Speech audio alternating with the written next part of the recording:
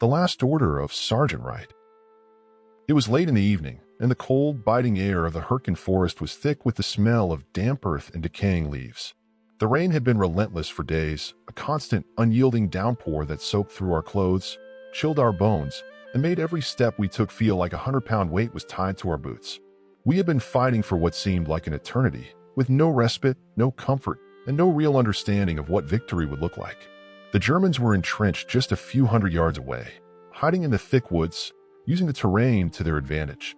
The Hürtgen Forest was a nightmare, dense, tangled, and filled with a silence that could be broken by a single rifle shot or the crackle of a tree falling under the weight of artillery. I was Sergeant Joseph Wright, a simple infantryman turned leader of men, and I had seen too much to feel much anymore. At least, that's what I told myself. It was easier that way.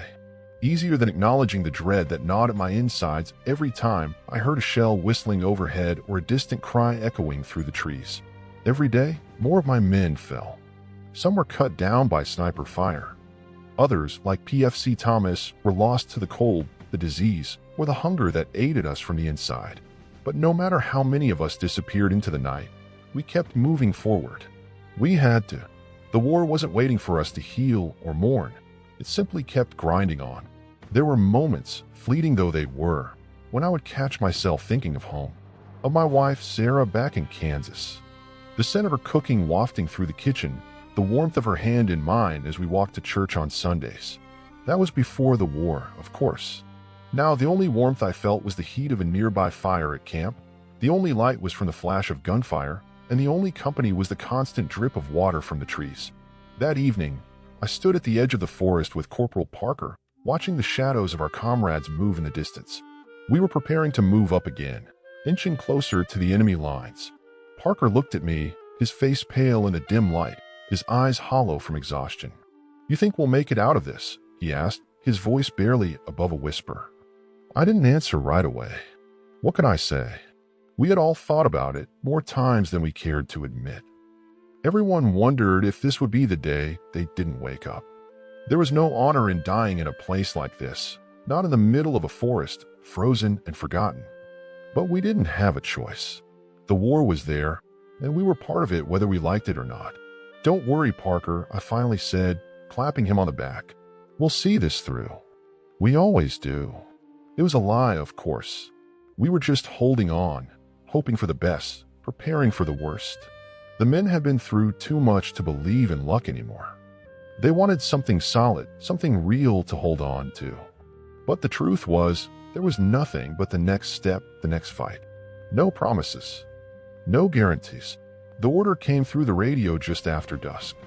The German forces had fortified their position along a ridge to the north. We were to advance and take it, no matter the cost. I glanced around at my squad, each of them silently nodding as the tension in the air thickened. No one said a word. The sounds of the forest, distant birds, the rustle of leaves, seemed to fade into the background, as if the world was holding its breath.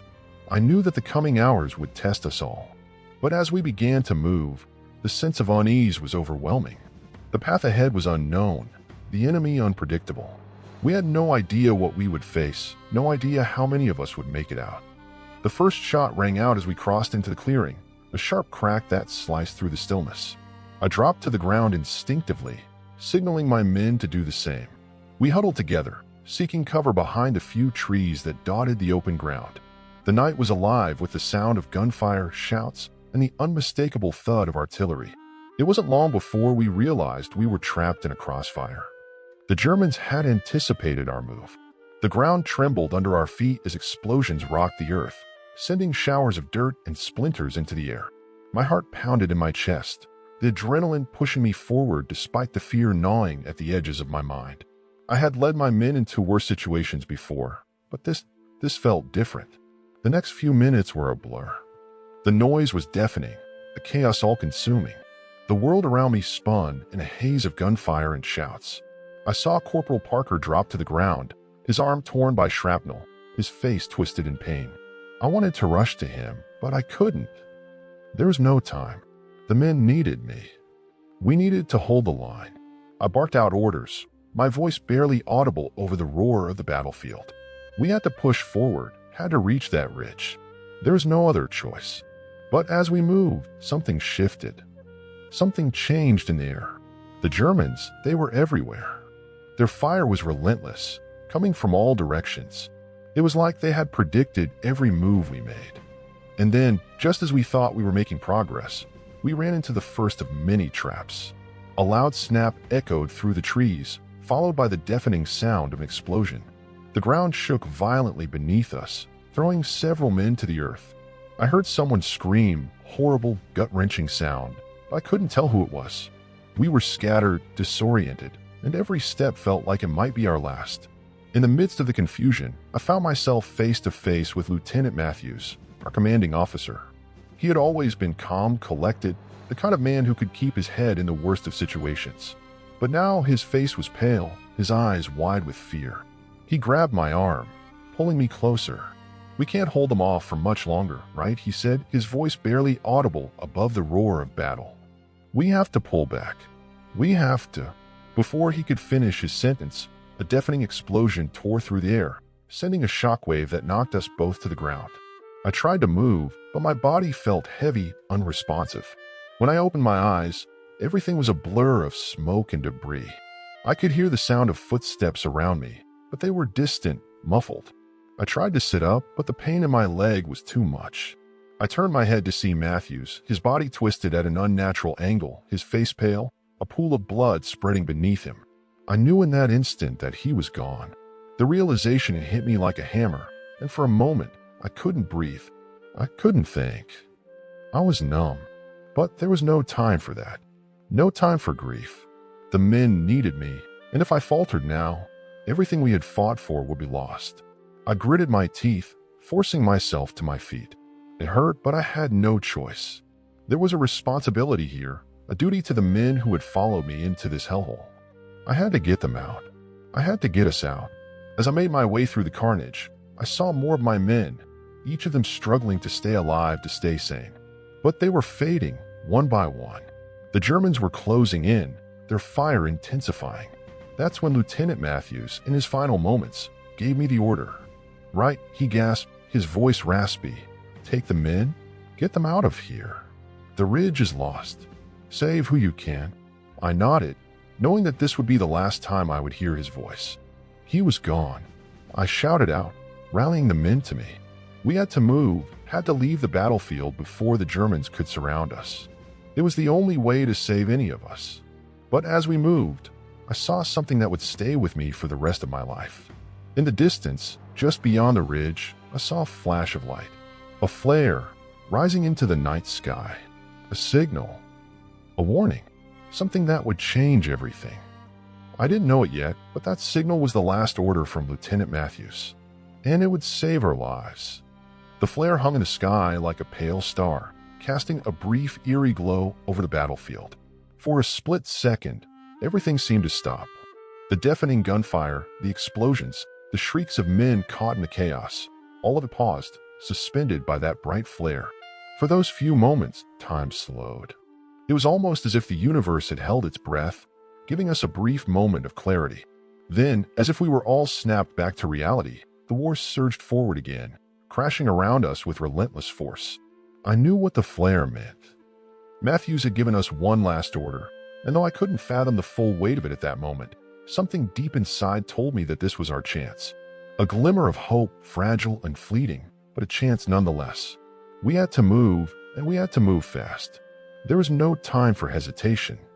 The German lines were closing in around us, their fire intensifying with each passing second. But that flare, that signal from Matthews, had lit the path forward, and though the woods were thick and the night was dark, I could feel the weight of that responsibility pressing down on me. "Move out. Form up." I barked, my voice barely audible over the thundering explosions. I glanced around quickly to make sure every man in my squad was accounted for. Corporal Parker, still clutching his arm, was struggling to his feet, his face twisted in pain. Private Albright, who had been with us since the start of this hellish campaign, was crouched behind a tree, his wide eyes scanning the surroundings for any sign of the enemy. The others, all of them, were trembling, but they were there. They were with me. We had to survive this.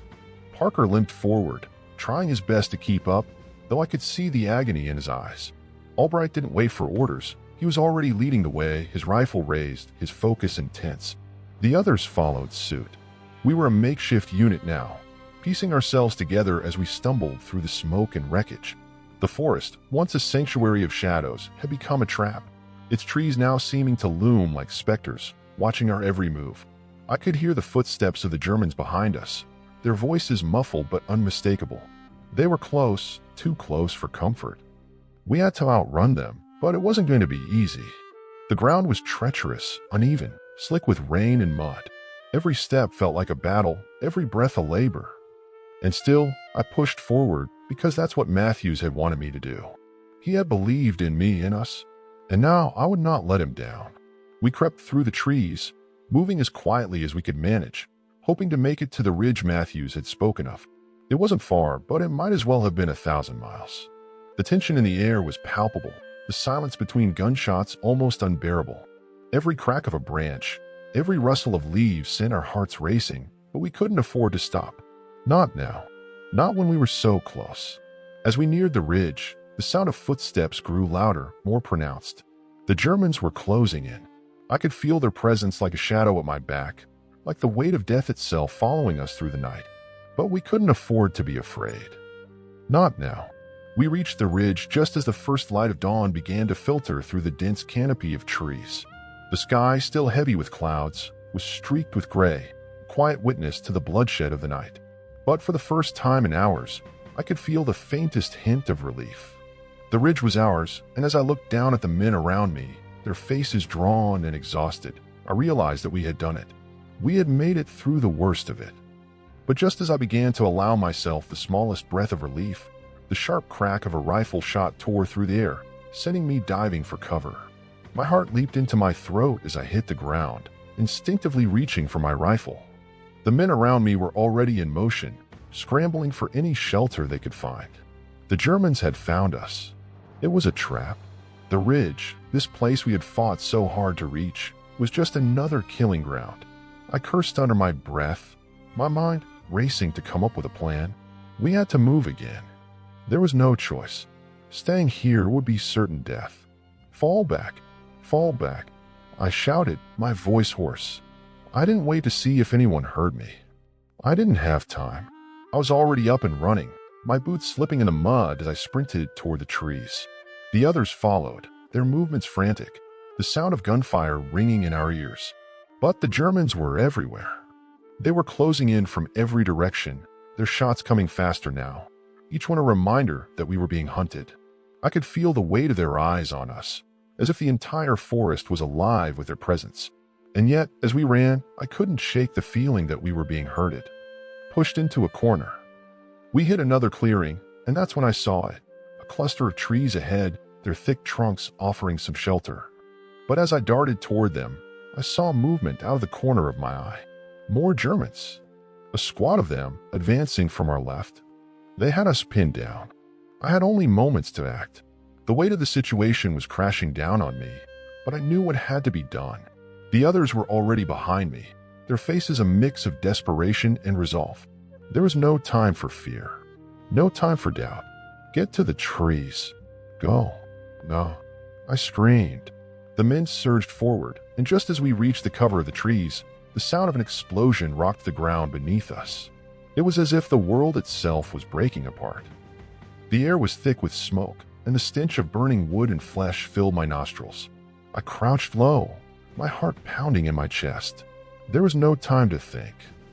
No time to plan. The Germans were closing in, and then just when I thought we had no way out, I heard a voice, Matthew's voice. Not from behind me, not from the men around me, but somewhere deep within the forest.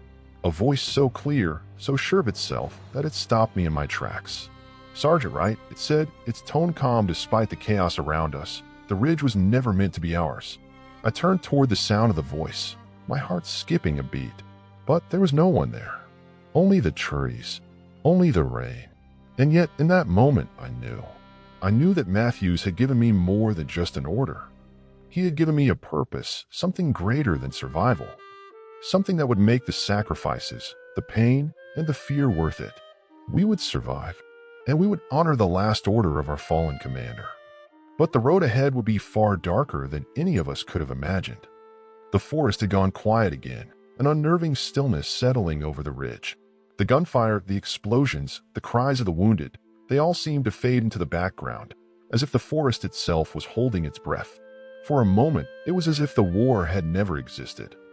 The damp earth beneath me was soft, almost comforting, as I lay pressed against the trunk of a tree.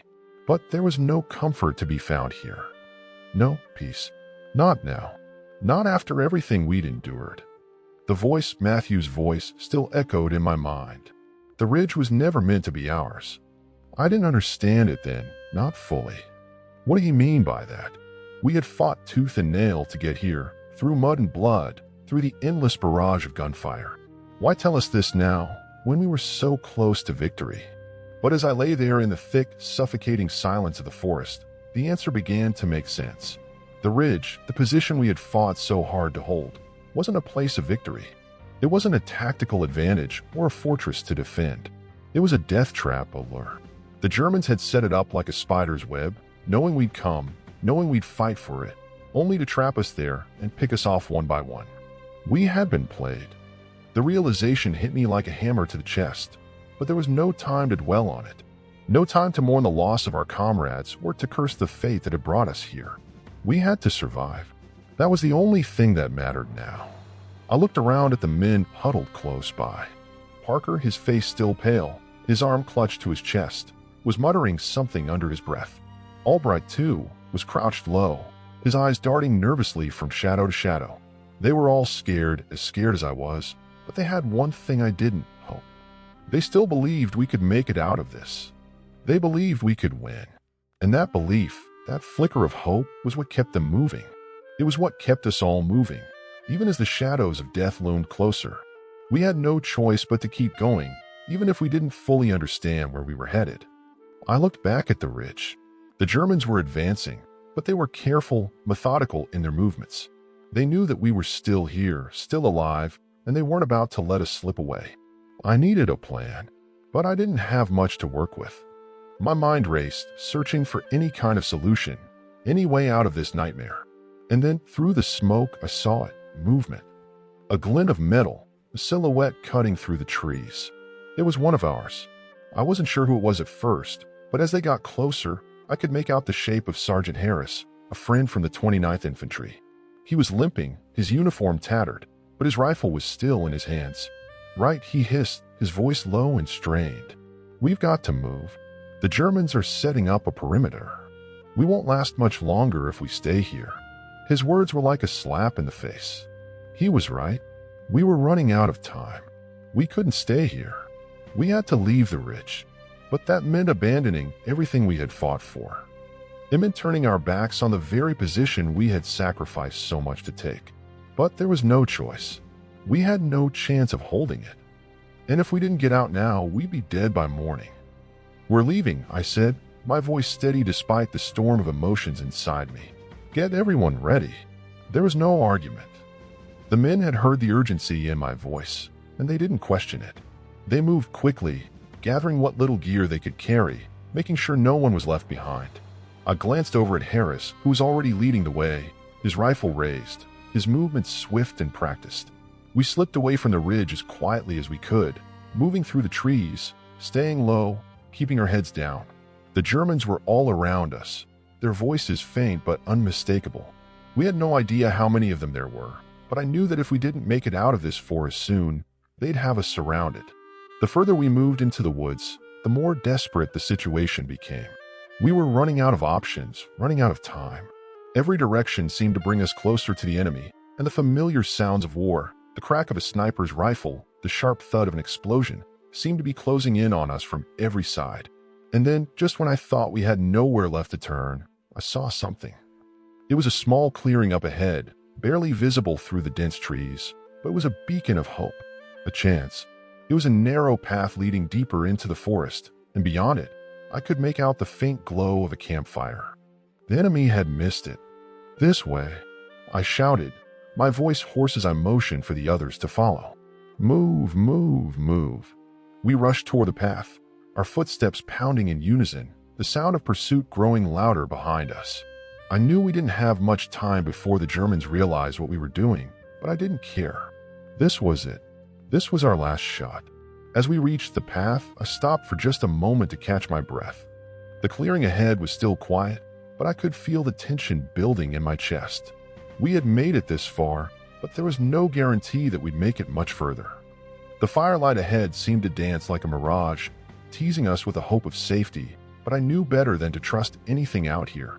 Then, just as we stepped into the clearing, I heard it, a distant voice, barely audible over the wind and the sounds of the forest. It wasn't German. It was American. "Over here," the voice called.